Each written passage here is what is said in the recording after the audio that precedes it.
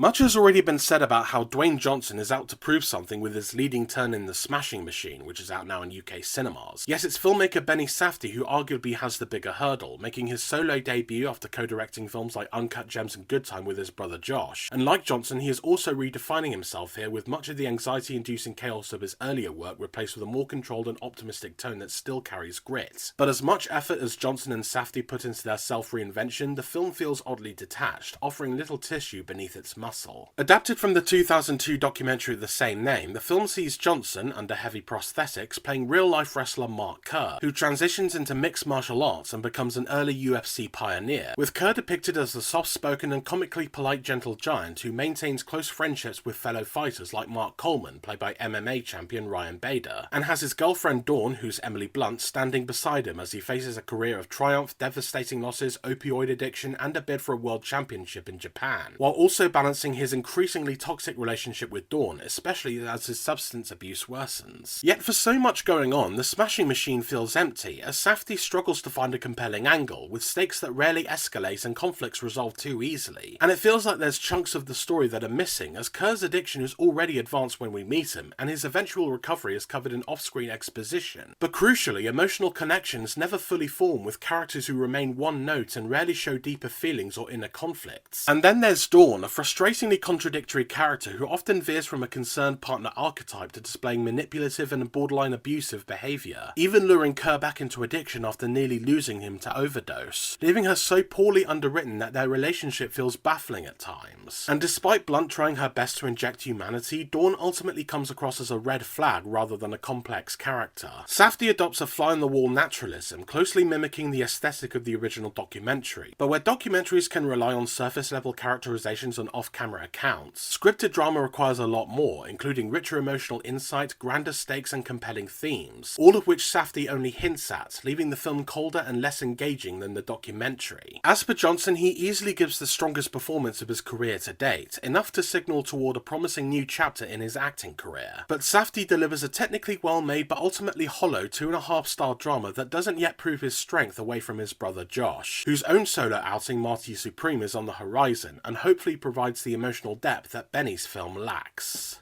Visit the Film Feeder website to read my more detailed review, but for now, thanks for watching, please like and subscribe for more reviews, and I'll see you next time.